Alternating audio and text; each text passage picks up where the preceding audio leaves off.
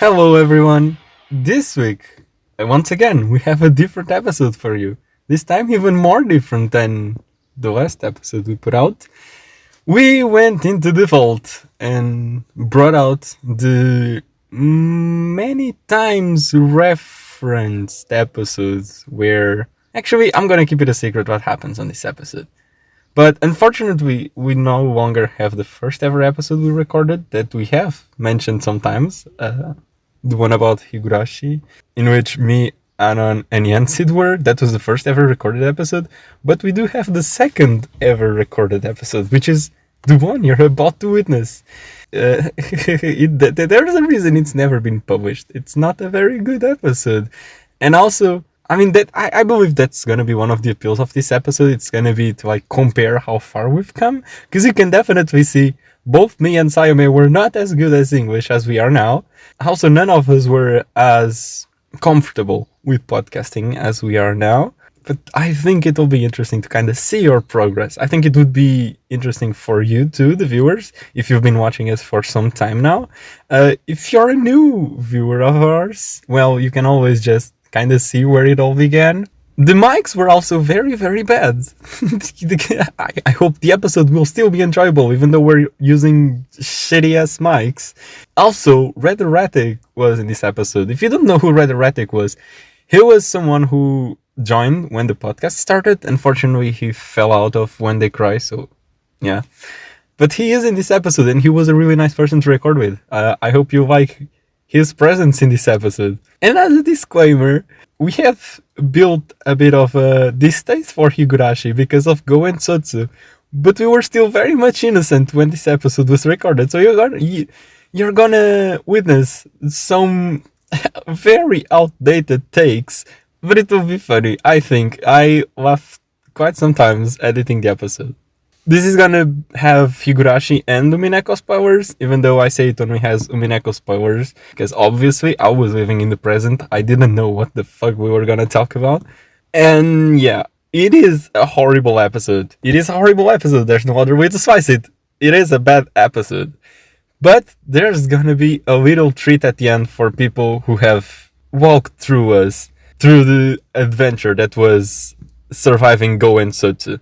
If you didn't go through that journey with us, it's still gonna be interesting, but it's gonna be extra spicy if you have. With all of that said, let's get into the episode. Hello everyone, welcome to the first episode of The Witch's Smoking Room. In this pod, we're gonna spoil the entirety of Higurashi and Umineko, so you have been warned. I'm Des, and I'm here with Anonymous, Red Erratic, and Sayome. Hi. You're Hi. supposed to say hello now. Oh, okay. Hello. Hi. Hello, everyone. I think you can keep this. We don't need to cut this out. This was Yeah, funny. that's fine. Hello, world. Just keep rolling. I guess we could start by just talking about some characters we like. Seeing as I'm already talking, I guess I can just introduce the topic of our favorite main character from Umineko, because it's not like he isn't the only one. Ushiromi Abatra. So, what are your thoughts on Ushiromi Abatra, Anonymous? Well, yeah, he's definitely one of the best main characters in a visual novel I've really played ever. I mean, he's a very... he kind of starts out, you think he's a bit of a bumbling buffoon, like a jokester, kind of like his dad, Rudolph, and he's just gonna be kind of like some comedy relief, and then once the murders start going, he shows this very intelligent side, this chessboard thinking, and I think one of the first moments he really shows off his logic abilities is whenever I think it's Eva's trying to corner Natsuhi, and he completely turns the chessboard on her, and it's like, no, Natsuhi's not the culprit. Stop bullying Aunt Natsui. And just as the story goes on, more and more is revealed about him, and he becomes such a great character, so in tune with Beatrice, and he starts to just understand the meaning of the game, and I just really like his kind of growth throughout all of Umineko. Yeah, I've got to agree. You were mentioning his first appearance. He starts like a bit of a comedian, and I'm rereading Umineko now, and I've taken some notes. And there's like this very specific conversation he has with Kirie at the start. I'm gonna read the conversation to you, and you're gonna tell me what you think about this, because I didn't remember this, and it's like super weird. So, Rudolph is in the bathroom, and they're all waiting for the plane, right? And then our boy Batra turns to Kirie and says, "Does he really have to take a magazine with him every time he needs to take a dump? Oh, what on earth might he be doing with those? Ehehehe." Then Kitty is like, "Oh, you don't need to worry about that at all. Since we've been together, I haven't let him do that on his own." And then Batra, this fucking madlad, is like, "Oh, you'll have to tell me about those juicy details later." And I'm like, what the hell is this convo, man?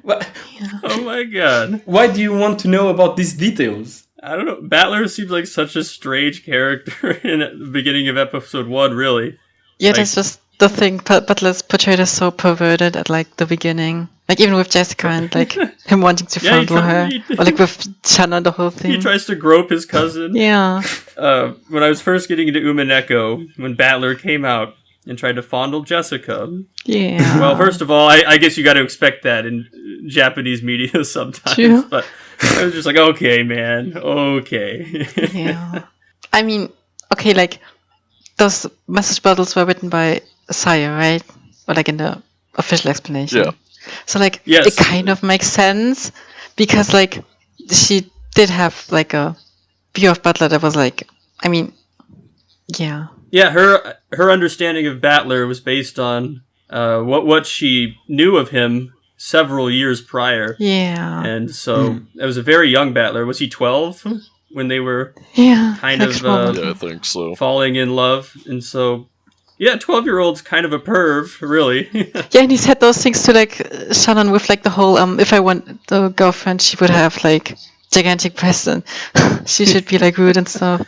Oh yeah.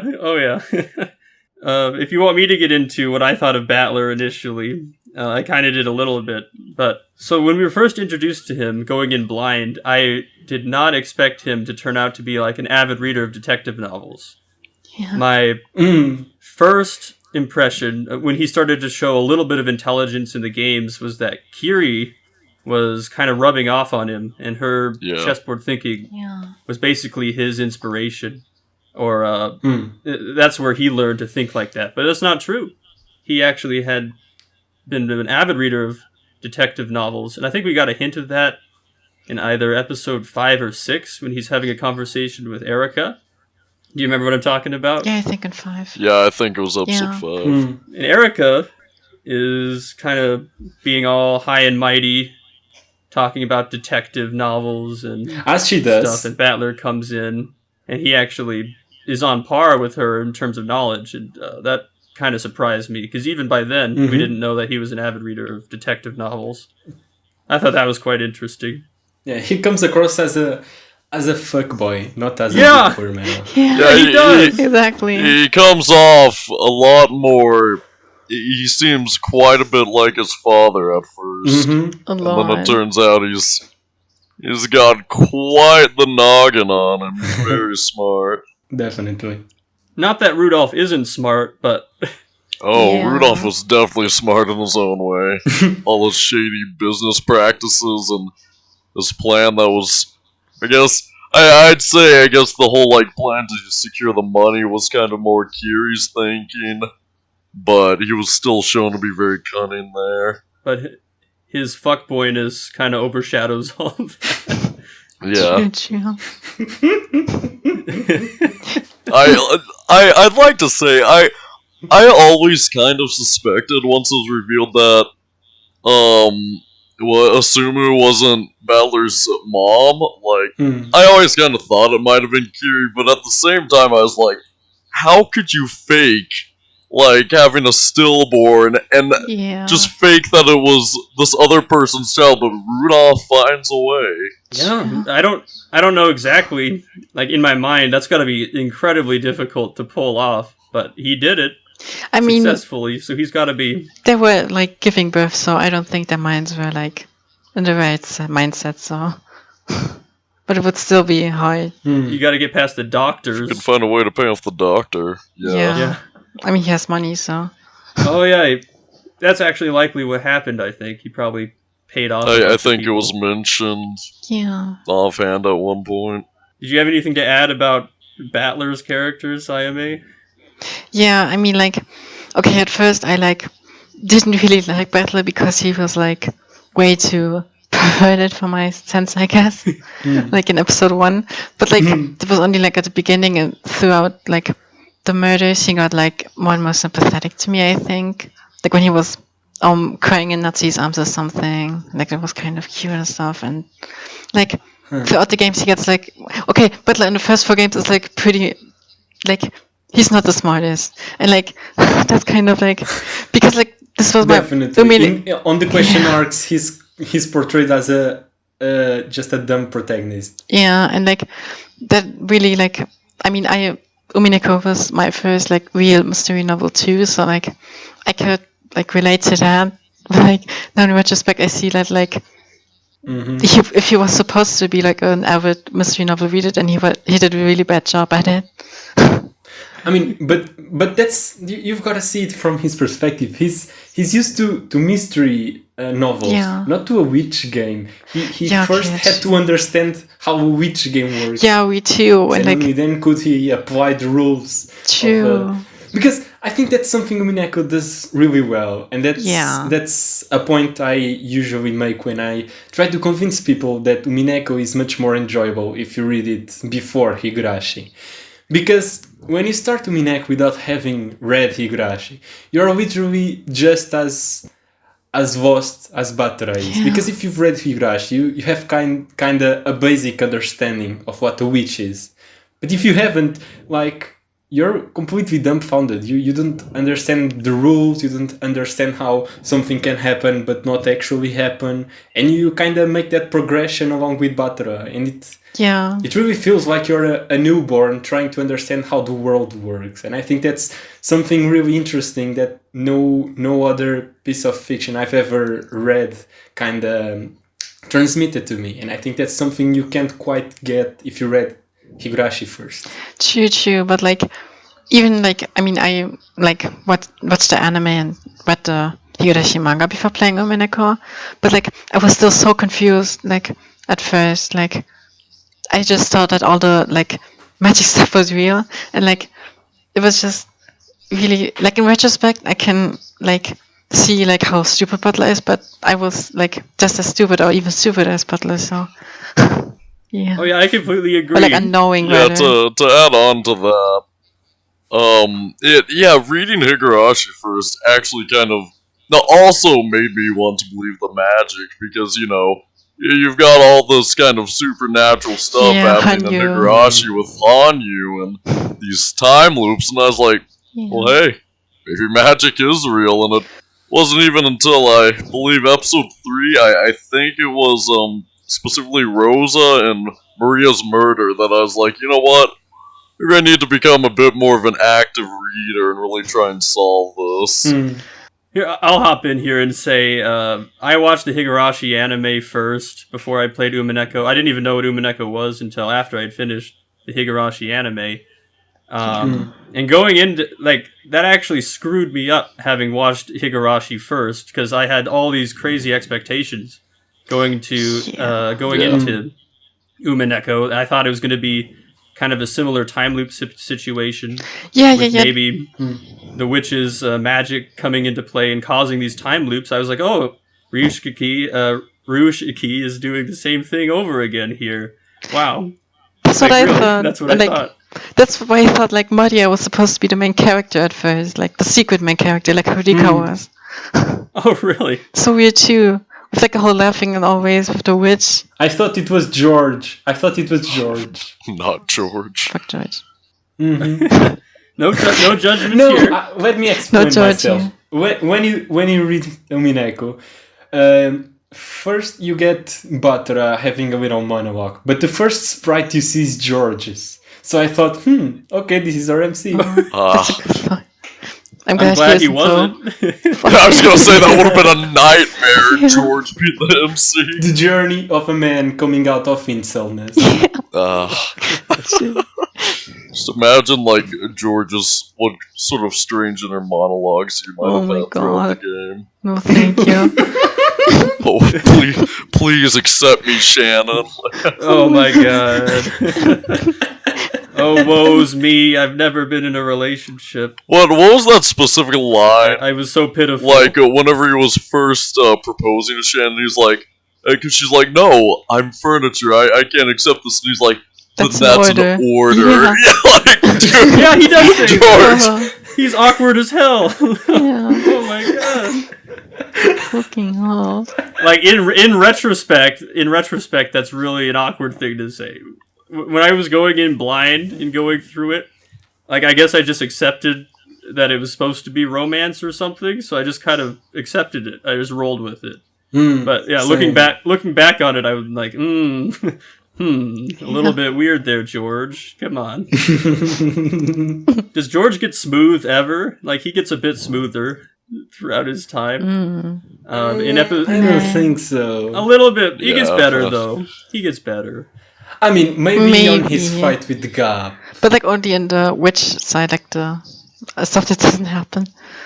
Like the stuff that's obscure, I'd say. Like without a detective. His quote unquote fight with Gap, you know, he was pretty smooth there, but Yeah. well, too bad for him that didn't actually happen. No, it didn't. He's got some mad kicks though. Mad kicks. True. He does.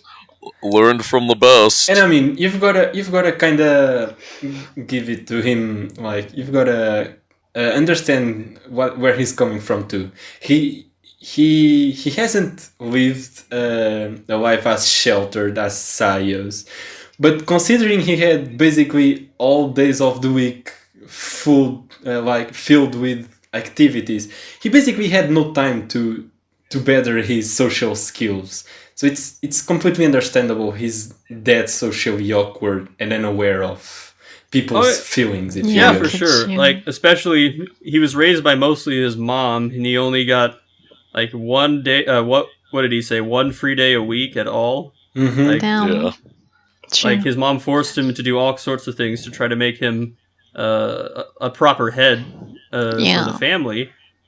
But Mhm. that caused him to be mostly raised by his mother, so he didn't really have a paternal influence, I don't think. And that probably really Yeah, affected him poorly. Well, was it like also one day a week that he would actually like? Well, was it like some joint lessons with both Eva and Hideyoshi? Something like that. I think can't it was quite- only Eva, but yeah, I think I think his it was free only day was Eva, but- actually not free because he had that activity too. But getting back to some instances in which he was kinda cool, the beginning of his fight with Eva Beatriz, like those lines in which he says, "Okay, you have this red net." Like stuck me to the ground, but this first step out of the web is my first step out of your hand, or something like that. Like that was something really powerful there. Well done, George. Yeah, okay, Yeah, true. he'd never shown defiance to his mother really until that moment. Mm-hmm. I guess in every previous episode he shows defiance by marrying or proposing to Shannon. But that was the first time we saw him actually go up to her and say, "No, this is the way things are going to be." True. Do you think George actually loved Sayo? Because from my perspective, it's kind of like, oh, this is the first girl that liked me back. Yeah. I guess I actually like you. Haha, let's pretend that's true. I think both him and Jessica, with their prospective love interests, they're kind of limited because Jessica, I mean, she's stuck on the island. While she does go to school, I mean, it's not like she really has all that much time to hang out with people and like form proper bonds. My thoughts exactly. And then George, I mean, he's relatively like just busy all the time, but oh look, this girl has kind of shown an interest in me. Like So I don't know. When you think about it, none of the personalities actually have like a solid relationship. Even the Beato Batra thing is kind of iffy because it's basically sustained on the memories she has of Batora's time on the island. Yeah. It doesn't Yeah. actually But, like- relate to who Batora is now. It's basically just this fantasy she has been feeding herself for years. Yeah, so it's just a really tragic character, I think. I was gonna say, I can't wait for, like, maybe one of the Umineko groups to do an episode, just entire episode discussing Sayo's character arc. Oh, that's going to be a 7-hour That's episode. yeah. Yeah. If not longer. But there's a ton to talk about there. It's really deep. Dust, did you have any other characters for us to discuss? We got quite off track from our original All of topic. them.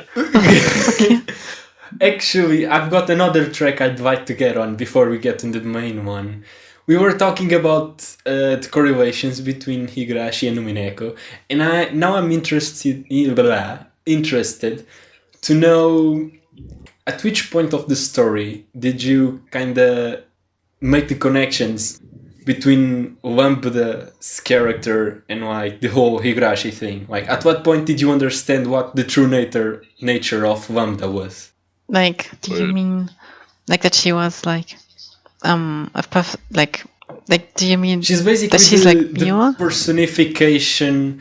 She's basically the personification of both Takano's efforts to produce a certain, like a 100% certain outcome, and also Rika's found memories of her days in the Higurashi game board. I mean, the whole Lambda being Mew thing was like, I think it was like really clear in like the episode 3 Tea Party or something, like the question mark one, or like the fourth one, something like that. Yeah, And like it said that Burn originated from a game that Lambda made or something. So, and like the whole like Lambda also did the that's how you could maybe get to that. I made some slight connections when she showed up, but nothing like super concrete. So I've struggled with this throughout my playthrough of Umineko. Like, I didn't actually understand what she was supposed to be, because she looks like a young Takano, I'd say. She has features of Takano, but she also has features of Satoko. They have both. They're both very similar, and I think Satoko has the same voice actor. Is that right? I think so. That would be Because yeah, you're right. There I you can go. check that right now, though. The laugh that's Yeah. you know that thing. Yeah. She does do that, and that's when I was Yeah. like, whoa. I think Me they have the too. same voice actor. That sounded identical. But yeah, I struggled with the relationship. I didn't understand what it was supposed to be. The lesbian. Like I knew that Rika and Berncastel were related, and eventually we kind of find out that Berncastel is probably the result of Rika's memories kind of being stored away in like a server, basically. And when she finds the right world, the perfect world, or I guess the perfect fragment, her memories are still off in this server, and they become their own entity, kind of, and they can't enjoy this good life that Rika finally reached. It's kind of like what happened with Angie. If you recall, she could fix everything and be happy with Battler forever, but the Angie that fixes everything could never actually enjoy those the fruits of her labor. You remember that? Yeah, like episode So- 4, right? I was discussing this with another person here in the When We Cry podcast group. Not in the Witches Smoking Room, but it was Sushi. She was telling me all of this, and it kind of clicked with me. But yeah, she was explaining that to me. It makes so much sense now that She's basically destroying herself in order to create another self that would be the Angie of the world where Batra comes back. Right? yes. So anyway, that's kind of what happened with Rika at Burn Castell, and I'd say it's fairly certain that that's kind of what happens if you buy into the fact that Higurashi and Umineko are kind of on the same world. There are all kinds of different theories and interpretations you can have, but that's the one that I take personally, just because it feels the best, I guess. Like, there are all kinds of different logical arguments you can make for other connections between them. Okay, about Wamda's voice actress, I just checked, and she's actually the same voice actress as Takano and not as Satoko.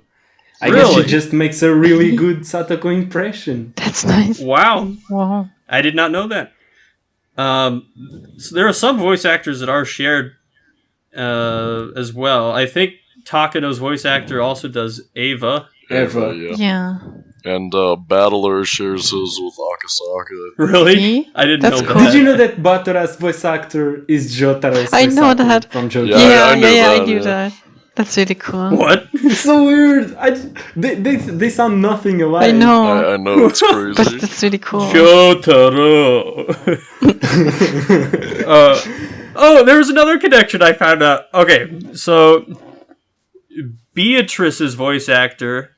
There, I don't know if any of you have seen an anime called Made in Abyss. I have. No, sorry. No, There's a no. character in Made in Abyss that shares the same voice actor as Beatrice. Let me look that up real quick. Is it the furry? What? It's not the furry. It's not. Okay. Oh, Made in Abyss! My friend was telling me about this anime. I know what you're talking about now. It's one of my favorite anime I've ever seen. Actually, would highly recommend. Oh, while you're looking for that, I just remembered Maria shares her voice actress with Hanyu. That's the Really? other connection I can Really? remember. Oh my god. Wait, now that I think about this, I really alike. Wow. You've got Um, Ooh Ooh versus Ow Ow. Oh my god. That's really cool. Oh my god. I can imagine like a whole conversation just ow ow ow. Yeah, that's so cool. Okay. And then Rika would come along and be like meep. Nippon. Yippee. Do you remember that? You've all seen the Higurashi anime, I assume. There's an episode, Yeah. or I think it's an OVA even, where there's like a young Rika and an older Rika, and they like knee-paw at each other. You know what I'm Yeah, talking about? that's Higurashi That Kira. was a truly magical moment. That's the only good episode of Oh. Higurashi Kira. That's the only good one. There's like a 5-year-old Yeah, Rika, agreed. and then like the normal age Rika, and the Rika's like knee-paw, knee-paw, Yippee. I'll have to find that clip and link it in the server later, because it's, Yeah. like, Yeah, I'll show you later. it's one of my favorite moments right It's there. The incredible. Higurashi OVAs are so weird. Yeah, I was not a big fan of Me most of the neither. OVAs, except for, Yeah. of course, like, the Rika's Perfect World, what's that called, like, the dice game? Sakoroshi. Yeah, Sakoroshi. And also, yeah, I liked the young Rika OVA. I thought it was cool. Yeah. Like the one episode of Okay. Kira, I think. So I've done my research, and so Beatrice's voice actor is the same as Ozen's voice actor in Made in Abyss. Who's that? I don't For remember. anyone out there that's seen Made in Abyss, Ozen's like the white-haired white whistle that's crazy and tries to kill Rico in Made in Oh, Abyss. Okay, wait a minute. I don't want to spoil the people who haven't seen that. When you just look for a picture of that guy instead of making any kind of reference. I'll just say that Ozen is the white whistle that's huge and awesome, and she says it's the same voice actor as Beatrice, and you could really tell once you know that. Oh. Oh my god, I have to listen to him now. I won't talk about Made in Abyss anymore, but I would highly Yeah. recommend watching it. There's actually a great connection between one of the characters named Bone Druid, and then Erica in Umineko. Like, I've made this crazy connection that I'll talk about at a later point, probably. But I don't want to spoil anything for you guys, so Okay, and I'll also, just leave it at that. Okay. like, I found out, like, a while ago that like Angie's voice actor is like the same voice actor as Hayato in JoJo Part 4. Which is like really surprising for me. Oh, Like I watched JoJo before, but I really didn't notice that. there are all kinds of crazy connections. Like, Yeah. Umineko has got an all-star cast. I It love all really the does. VAs. Mm-hmm. I mean, same kind of generally goes for Higurashi, but it's a bit on a smaller scale. But Umineko, I honestly, some of the best voice acting I've ever seen in the visual. I novel. completely agree. It really does have some of the best voice acting I've ever heard. Not Yeah. let alone in a visual novel, just in general. Mm-hmm. Oh yeah, I think all the VAs really get into their part. Like, Erica's. You know, I was really surprised that Erica's VA has not been in all that much work. Yeah, Like- me too. Her voice is so good. She deserves to be. So over the top. I mean, she very good. One more! Mama. Oh my god. Good at this. I could not stop laughing during that entire sequence. I actually saved that So video, like a video of it somewhere.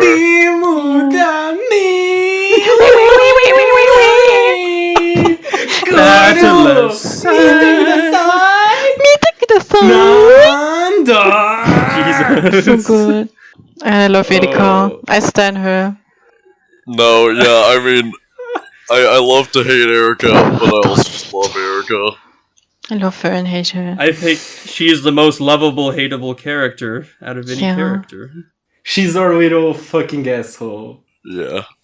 Yeah, that's Oh, good. A lovable asshole. That's why I love her. Okay. So I'm just looking at the casting, or the credits for Beatrice's voice actor. Have you seen Fairy Tale? Any of you here? No, sorry. No. Briefly, I haven't really seen much. She voices Urza. She voices the Japanese voice for Mercy in Overwatch. Wait, what? Really? Also, like, I just found something. Like, the same voice actor who does Satoshi in Higurashi does also Kanon, which I didn't know. Oh, really? Yeah. Yeah. I can That's kind of interesting. see a slight connection now that you Yeah. mentioned it. Huh. But I really love her, like her voice. I mean, in my opinion, like Eva and Takanobe, by that extension, has gotta be one of the best voice actresses in yeah. Umineko Yeah. too. Like, and Rosa's too. Like, when Eva and Rosa are like at each other's throats, like, oh my Yeah. god. Oh my fucking god. You get shivers. It's pretty intense. She just gets so into that role. I love it. Mhm. I mean, same goes for in Higurashi. Like, whenever it's revealed, Takano gets into her role as the big antagonist. Like, I feel so. She's always mocking me. I feel.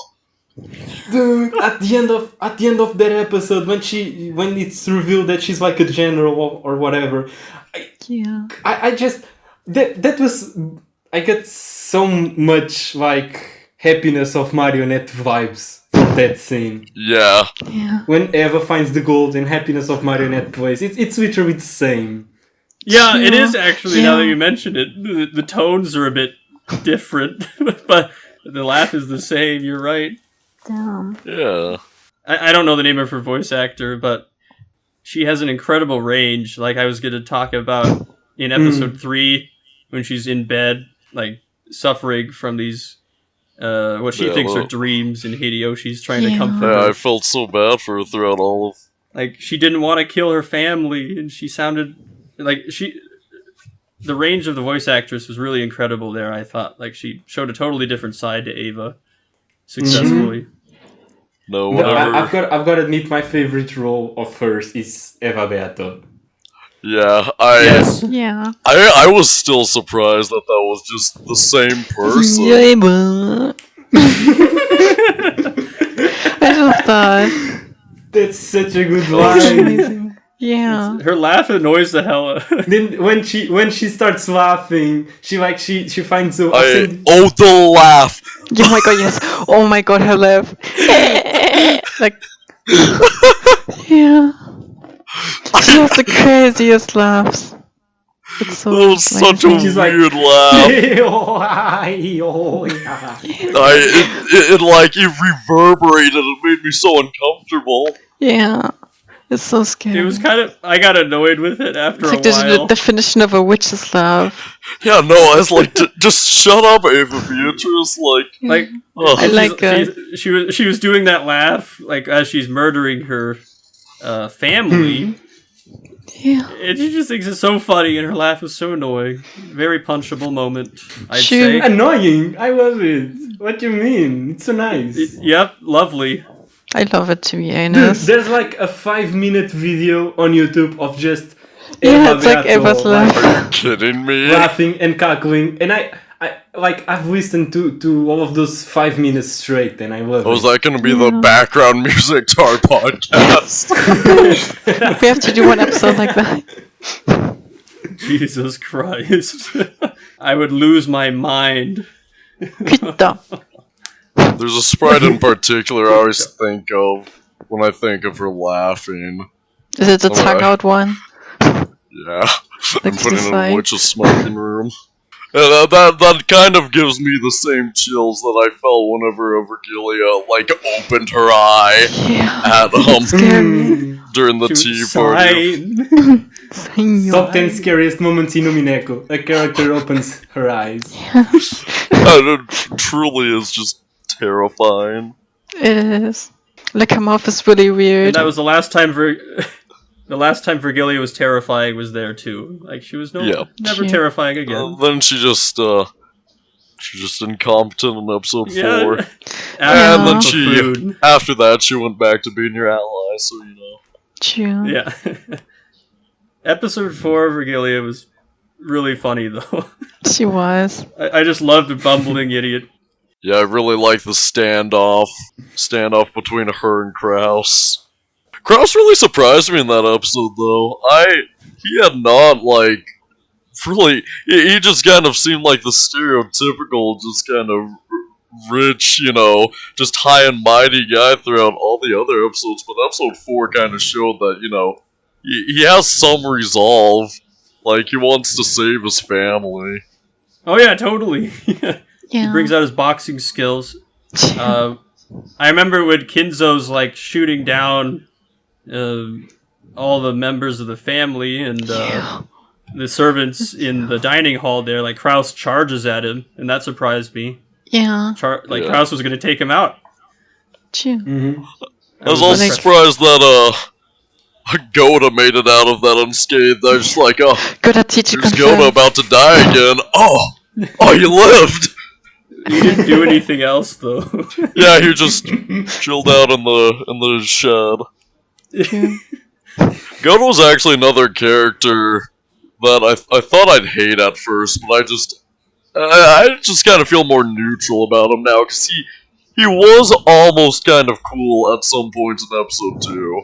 Oh, But then, other than that, he's just Goda. He just loves to cook, dude. Just loves to cook. Yeah. That's all he wants. He just wants to cook. I think I was at episode 2 when a friend of mine showed me a picture of Goda with the territorial lord cape. That meme. That's What? basically, magical Goda Chef. magical Goda Yeah. chef. And I was like, I can't believe you just spoiled me. Goda is the culprit. I was gonna say, Goda we should teacher. just devote Epic. one episode to Goda and Teresa. Just... Yeah. Yoda's Beatrice theory. that exists. And also there's another meme sprite that made me think I just had gotten completely spoiled, which is that lovely sprite of Nanjo in Gap's dress. And what? No, I saw that posted here a few days Oh, ago. the It's horrifying. Gap thing? Oh, that! Oh my Horrifying. god. No. A true Like- nightmare. And I saw I dislike that. once I saw a picture, a screenshot of this was something Blancaster had her face, like her mouth with like a smile, and it was like a retrieval something which says something really fucked up, and I felt I got spoiled. I think I also saw a picture of Nanjo in Beatrice's dress as well. Okay. It's like some weird thing with Nanjo. I guess Nanjo just likes cross-dressing. Yeah, sure, I support him. Yeah, I mean, Nanjo, once again, going to the characters I didn't expect much from. He survived every time he survived to the end, which I guess is kind of because, you know, he was, you know, I mean, he just really wasn't all that important to Sayo's plan. I mean, it kind of is, because, like, he needs to, like, give fake autopsies and stuff. Yeah, I was gonna say, like, he needs to give fake autopsies, so he needs to live, but at the same time, Sayo really doesn't care about killing him as much, because it's not like... He definitely played some part in Sayo's suffering, considering wasn't he the doctor that... Yeah. Well, he tried his best to save her. Like, that was the best he could do, I think. Because, True, it's just, let me think about what happened. I mean, they didn't want to live, so, yeah. Genji had this injured child that he couldn't take to a real hospital, so he's probably going to let her die, in my opinion. Unless he brought it to Nanjo, Nanjo could help. And I think he just did his best. Not only that, they couldn't let the word get out that Kinzo had an illegitimate child. Is that how you said it? Illegitimate? Yeah. Yeah, I guess Nanjo's probably, out of all the characters, he's the one that's probably done the least bad stuff. I mean, I guess it's kind of a jerk move to go along with the whole Kinzo's death, or Kinzo's still alive, I mean, thing, but he just always stuck out to me as he almost felt kind of out of place with everyone else. Yeah, I mean, he's from a different family, so, yeah. Is there anything else you wanted to ask us before we get off track again? I guess I have a question I've never quite got an answer to, and now that we have Sayome here, who's from Germany, I guess, I can ask you, what is the correct way to pronounce Bern's name? Because Bernkastel is a city in Germany, right? Yeah, that's a city here. I actually want to visit one day. That'd be cool. Oh, really? Yeah, wait, I can show you something. Like, I think it's not that far away from me, actually. You went to visit the Umineko city? Did you get Bernkastel wine? I mean, I almost did once, but they didn't have it in stock.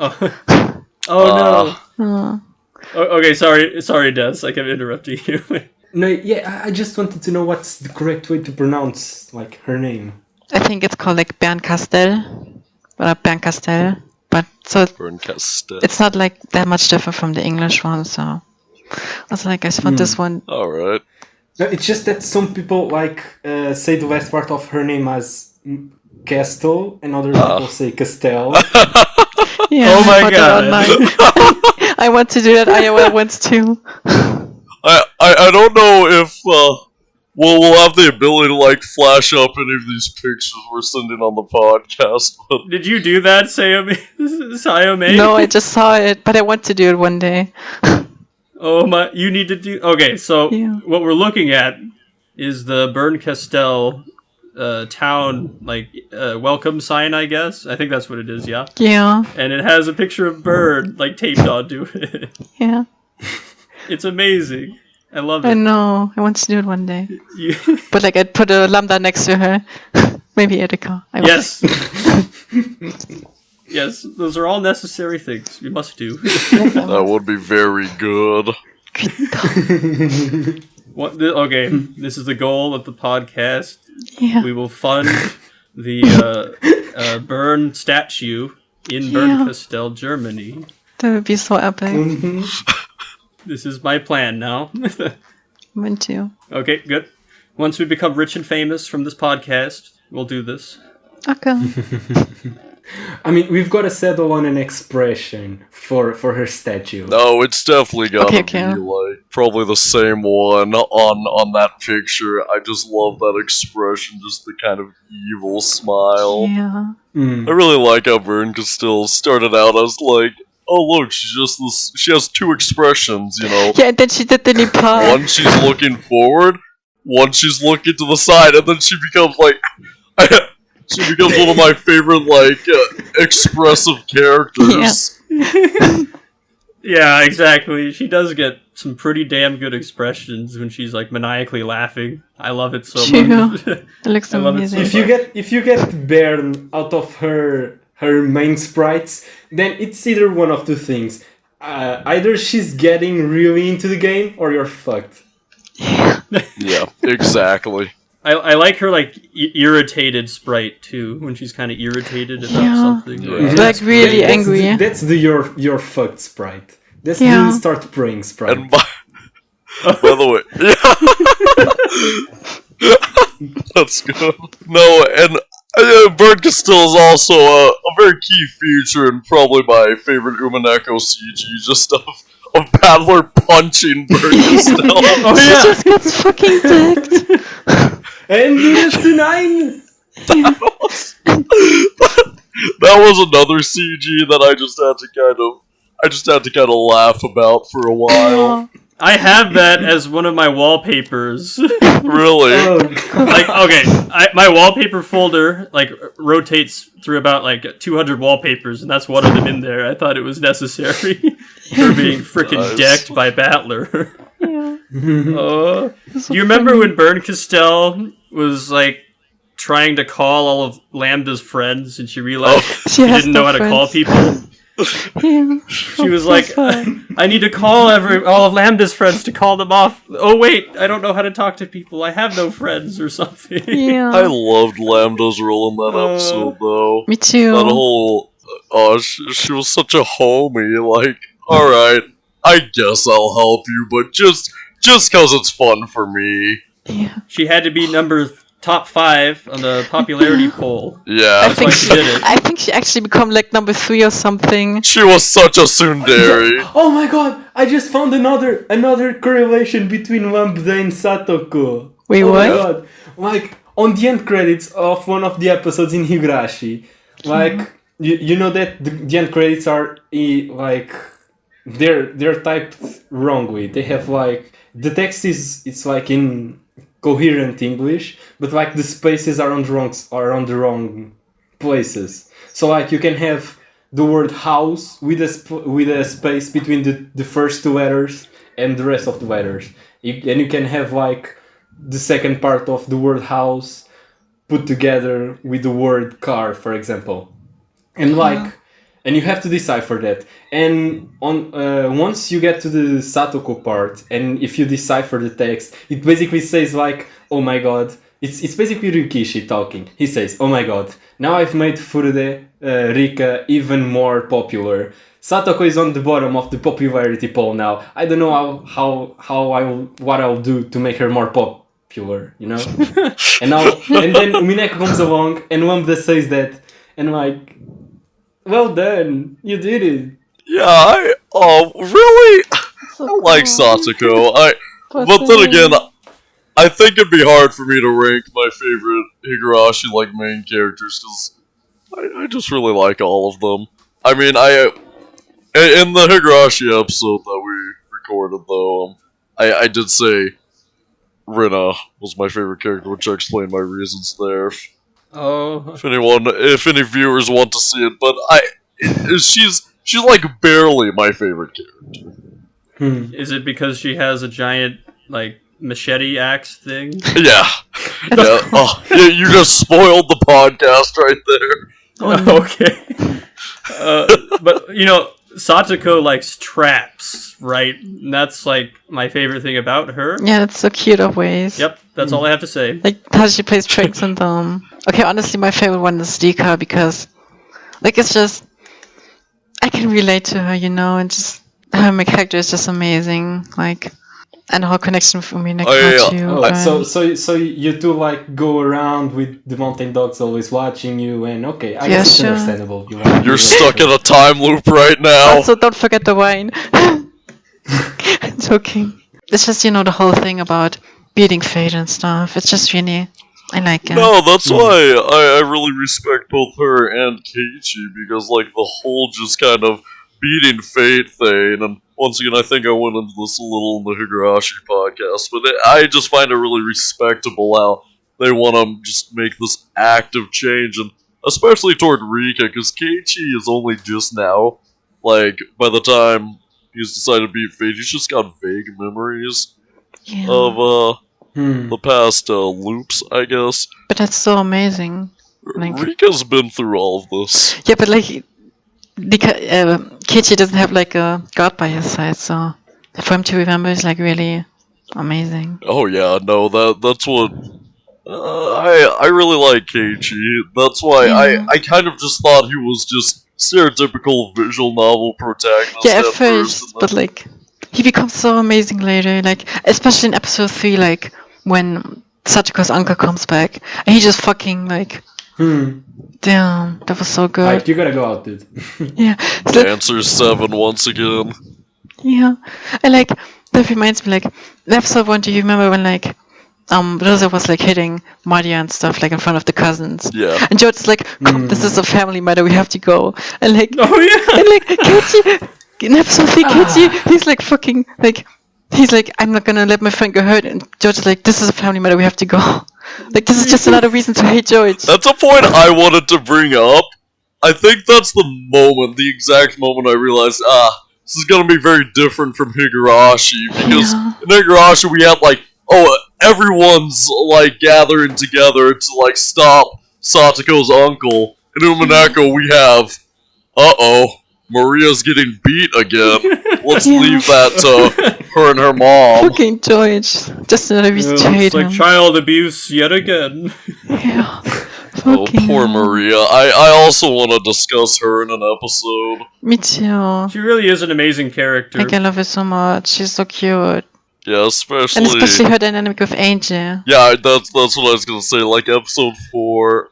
I really like her interactions with Rosa. It's so well like executed. Maria and Rosa? Or... At times, I find myself feeling bad for people I shouldn't feel bad, and I think that's a really big testament to how well Ryukishi writes his characters. No, I mean, while I can't condone Rosa's abuse of Maria, I can't either. Like, Rosa was also, like, she also had a rough childhood, and she is very, like, I guess just kind of has a mentally warped view of the world. I think she's she's tragic as a character, I think. She's a tragic character. She is tragic. She's doing the best that she can. She grows up kind of just being used by her siblings, even into adulthood. I mean, you could see, like, Rudolph and Ava were just kind of like, alright, join in on our plan to extort Kraus, or else, you know, you're just the youngest sibling. She was very heavily traumatized as a child. She literally basically killed a person as a child. And then that is true. I mean, she didn't kill, but like... She witnessed it. And she was kind of indirectly responsible. She feels responsible for that. That's why I say she was only in middle school then, and I mean that also brings up. I could imagine that Maria might be unintentionally triggering Rosa with how, like, she's always talking about Beatrice and like perfectly describing the very same person that Rosa quote unquote killed / watched die. I mean, she didn't kill her, but she saw her die. Oh, I never even thought about that. It's like Rosa's in, like, purgatory because her daughter keeps talking about the witch all the time. Yeah. Like, she's constantly being tormented to me, it's by just, her own daughter. To me, it's just weird that Yukishi would, like, go more deeper into that, honestly. Like, the whole... Her being like, scared by that or traumatized, I guess. But, like, did Maria ever, like, describe how Beatrice looks?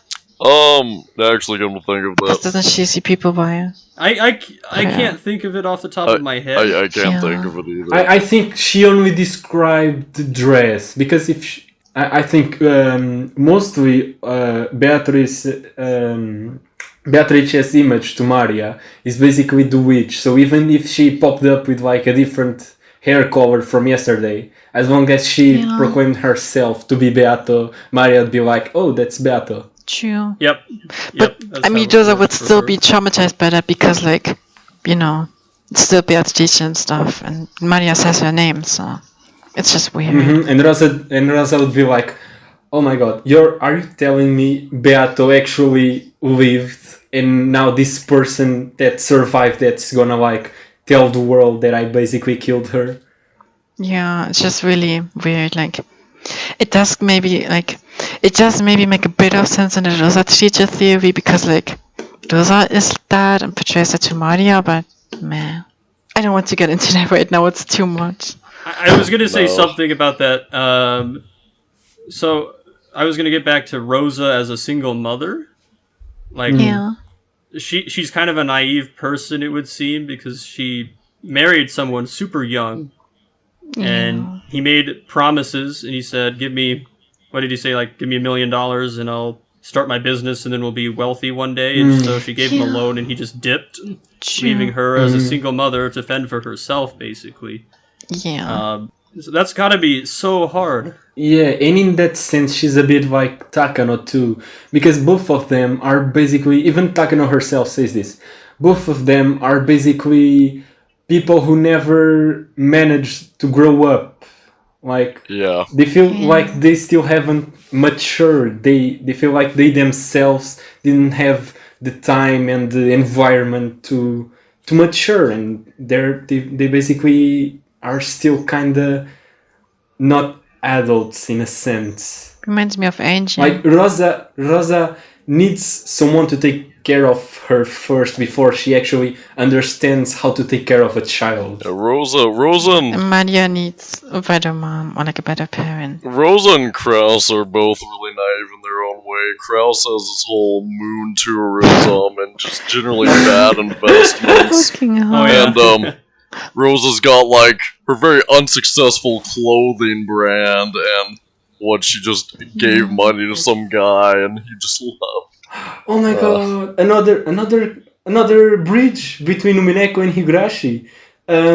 Both Rena and Maria have those uwu things, like, and both her parents are clothing designers.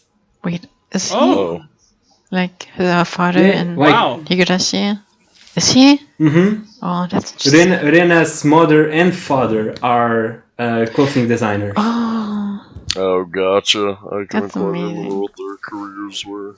I mean, that's one of the reasons why when I started reading Higurashi, I thought that maybe... Because I had heard about a theory that said Higurashi was just a book being read in the Umineko world. So I thought like, maybe this book is being written by Maria and like she made Rena as a part of herself in this story, if that makes sense. Do you think it is just a book in the Umineko world or something like that? That's what I heard at least.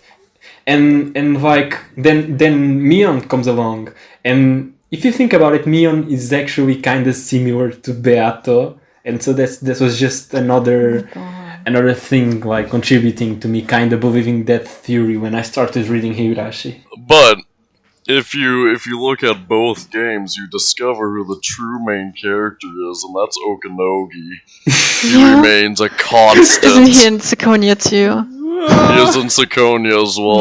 He is. I actually hope we can get to Ciconia at some point on this podcast, but Me too. I don't think have any of us read it yet. I didn't. That's what I say. Like, don't mess with us when they cry, fans. We don't actually read when they cry. Yeah.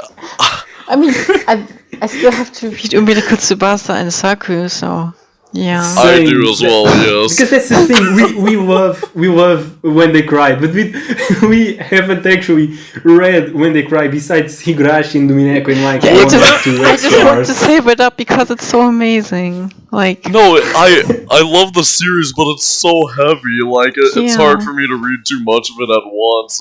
At the same time, I almost don't want to read it all, because it's like, I'm gonna run out of when they cry. That is true. It's a serious commitment, though. yeah. Like, really.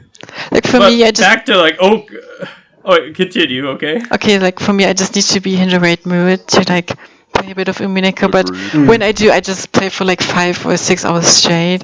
Like, it's just really Because once I start, I can't stop it. For me, it's the opposite. I start reading and then I get in the mood. Yeah. It's a serious time suck.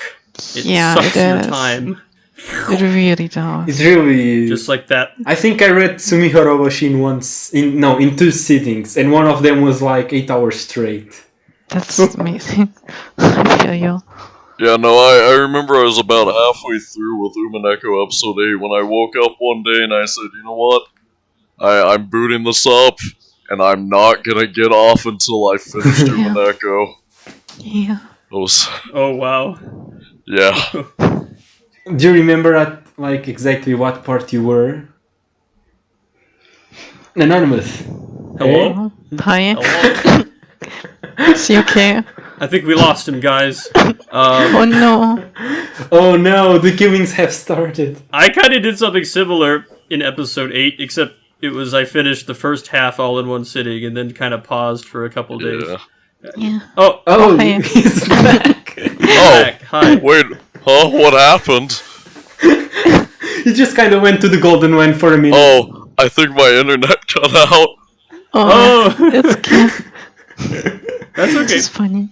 I'll continue what I said, and then you can go back to what you were talking about with episode 8. But I wanted to power through all of the quizzes at the beginning of episode 8. I wanted to power through them, so I spent like 3 hours one night just taking my time and going through them, working as hard as I could on each one, and I got all but like 2 correct. Yeah, that's what I did. I powered through them, and then I reached the point where Bern Castell set up that game for us to play, and then I paused Yeah. there, and then I played that the next day all the way through. Most enjoyed that. That was awesome. Yeah, that was so Yeah, Love cool. that game. I really wish we could get more like Actually, that. interacting with Umineko. Yeah. Mm-hmm. What? So What is cool. this? This is supposed to be a sound novel. What? Yeah.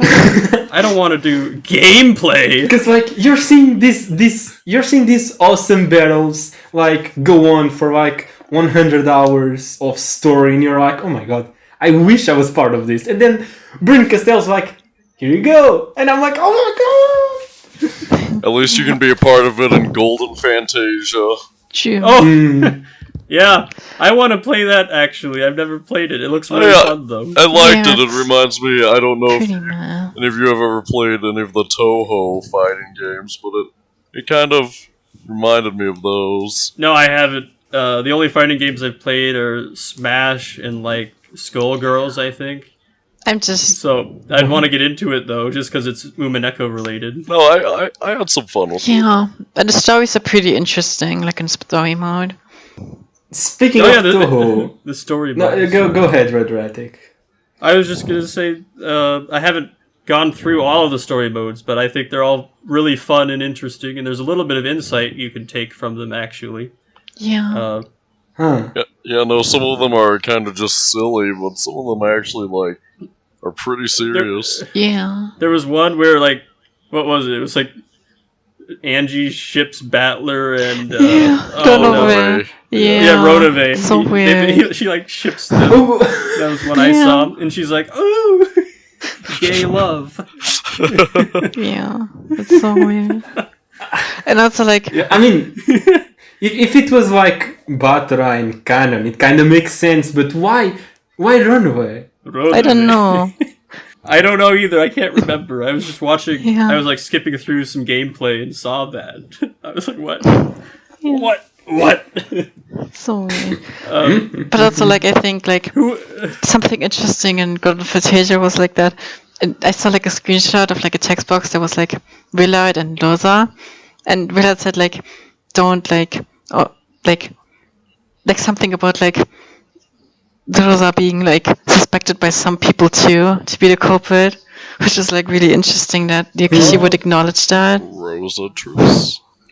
Loza Chicha. Did Ryukishi like? Did he contribute to the story mode in Golden Fantasia? I mean, I would At all? think he would have to like approve of it. So you know. Yeah, he might have. I mean, I don't know if that's how it works. I hope it is, but I don't know if that's how it works. Real quick question, Des. How long do we want this podcast to be? I don't know. I was thinking like more than an hour and like try to not make it longer than an hour and a half. Okay, got it. I was just making sure because we hit the hour and 8 minutes mark pretty. Yeah, I'm keeping track of that too. Yeah, for me too. Okay, good. I was just making sure. Yeah, let's just talk for a bit more. I was just gonna ask you if you were aware of a little correlation with Toho that When They Cry has. And Ryukishi has. I mean, wasn't the song in episode 2 like that Jessica I was gonna say... was like to the Peton? Peton, Suru Peton. With Ryukishi specifically. Did you know that Ryukishi and the guy from Toho are friends? And that it was the guy from Toho that basically told Ryukishi, oh my god, this concept you have for a story is really good.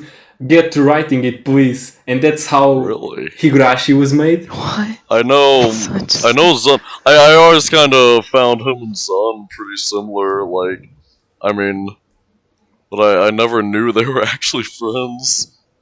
Mm-hmm. Wow, I didn't know that either. If it were not for the guy from Toho, we probably wouldn't even have Higurashi, much less Umineko. So thank you, Zun. See, Toho is everywhere. Yeah, God bless. And also, like, I think in Pseudo Pattern, like, wasn't there a Higurashi reference? Like, Oyashiro-sama stock. Yeah, that was an Umineko. That like really confused me. I hate that song. I had that song on my head for like 2 days straight. Oh, I love that song. It never leaves my head. Sometimes I'm listening to the playlist on YouTube of the whole OST, and then that music starts playing, and yeah. Peton, Suru Peton. No, you're right. You're playing the whole Umineko soundtrack, and that hits you. It like punches you in the face as you're playing. It's like I love like during that song, at least on the version I played, they had a bunch of text art roll across really quick, but they had awesome Higurashi characters in the text art. I think. Do you remember that? Huh? Oh, that's cool.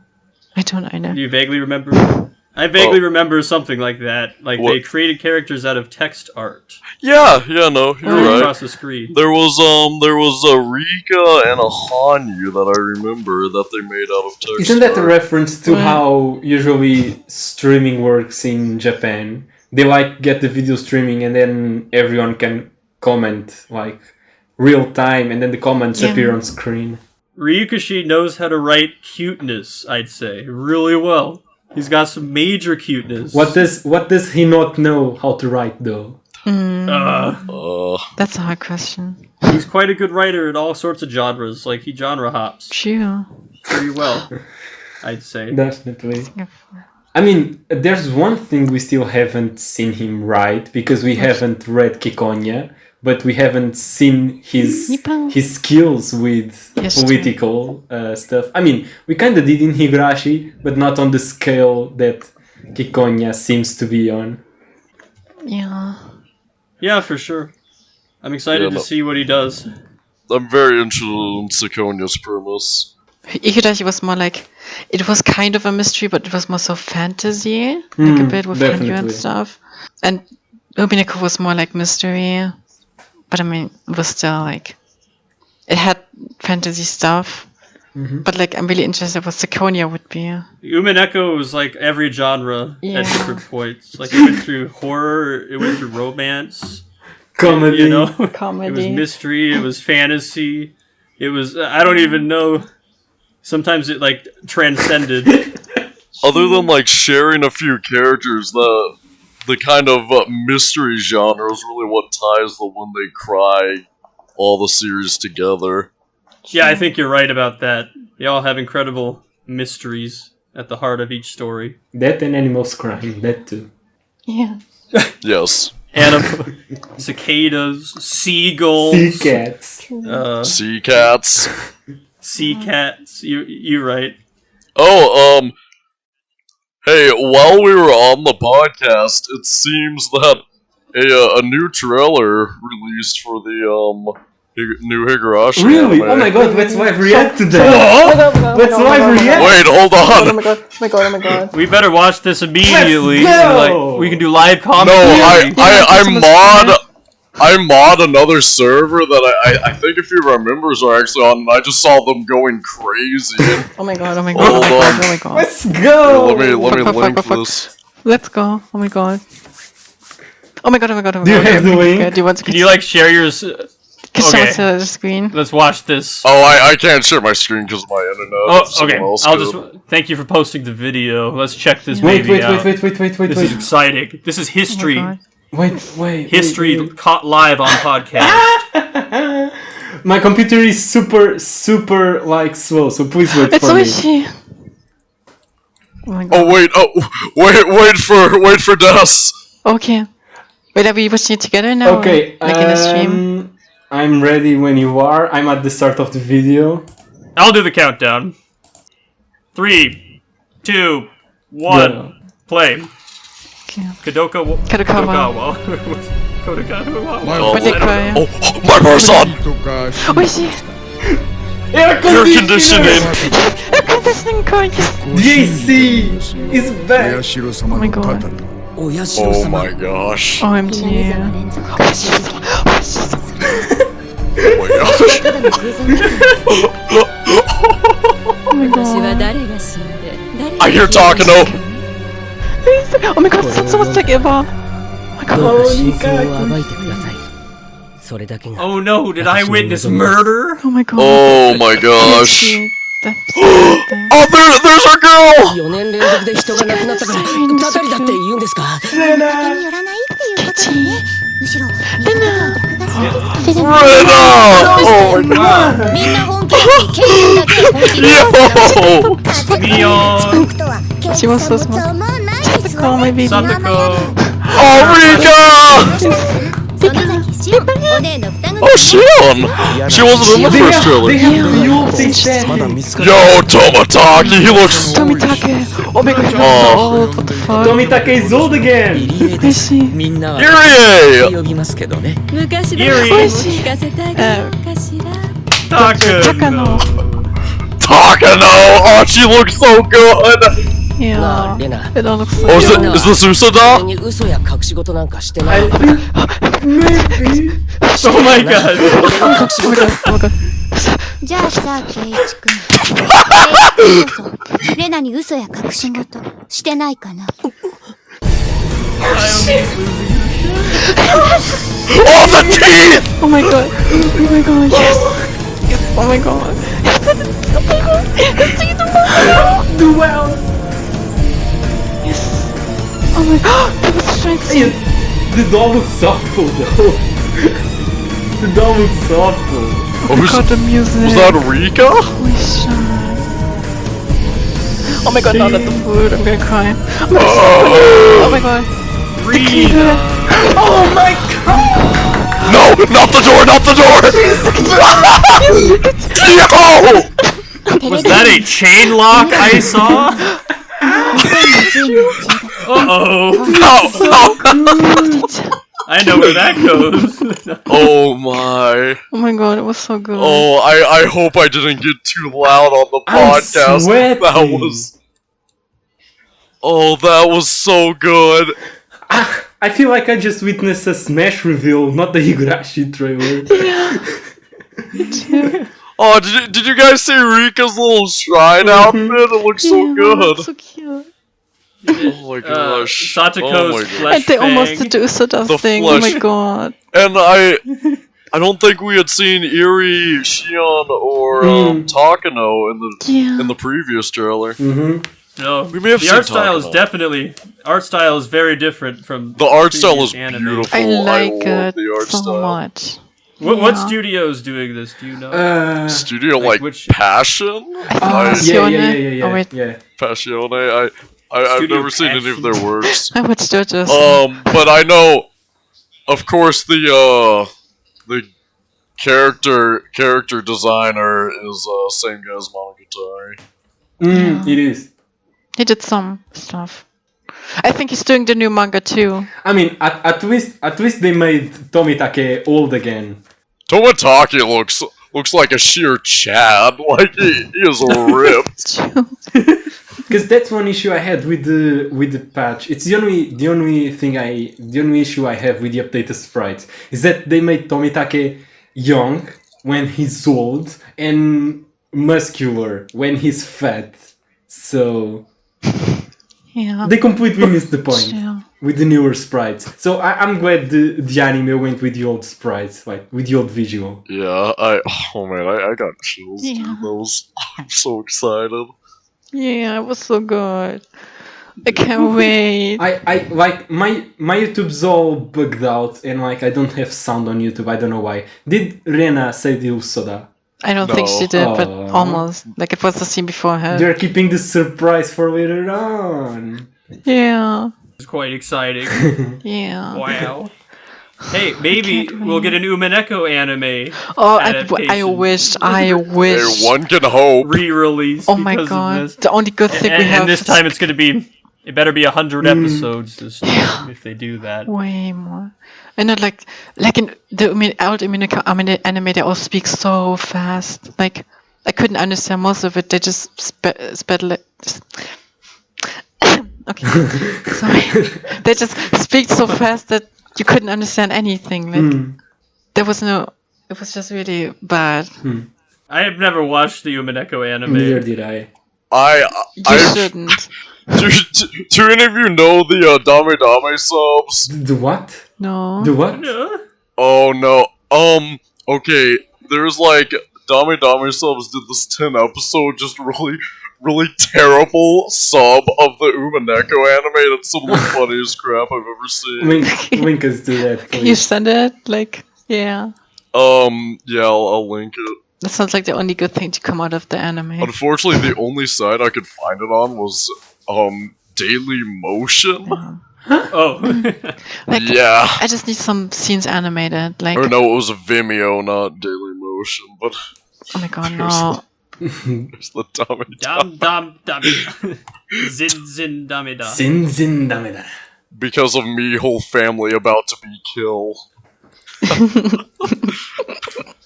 there's like full series spoilers in it as well, or not full God. series of full Umineko spoilers. It also has with Super Seri Gale. I must say the anime opening is amazing though. I Yeah, love it. the music is the only Oh, good thing to come out of it too.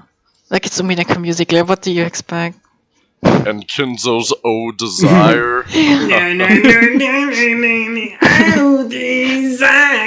Oh, hey, the Higurashi anime. Okay, so we knew it was airing in October, but it's airing October 1st. Oh! Wait, that's for real? it. That's so cool. Let's go! We'll do like a live watching session together. Yeah, Yeah, we have to. I'd really like that. Oh man, now there's like 3 servers that want me to do live watching. We have to though. We have dibs on you here. Yeah, I Yeah. think. I call dibs now. me too. You are now stuck in this closed room we call our podcast. Oh For all no. of eternity. Will I be able to escape my fate? Alright, this has gone long enough. We're almost at the hour and a half mark. Yeah, But I think this has been really fun. I really like this. I liked it a lot. This was, wow, I can't believe we got our live reaction to the trailer. True. Caught live. Wow. Okay. So, thank you for listening to our podcast. We hope you enjoyed this half as much as we did. And... Come on! We had this planned. No, you. We'll see you when something else cries. We'll see you when something else cries. Just kidding, I don't know what you guys are It wasn't bad. It No wasn't idea. that phrase. It was the other phrase. What? I thought it was that. Do you want me to do it then? I'll do it then. I thought that's what anonymous. No, Okay. I'll do it then. See you again. Have a nice day. Oh! Yes, see you Okay, again. okay, Have okay. a nice See you again. Have a nice day.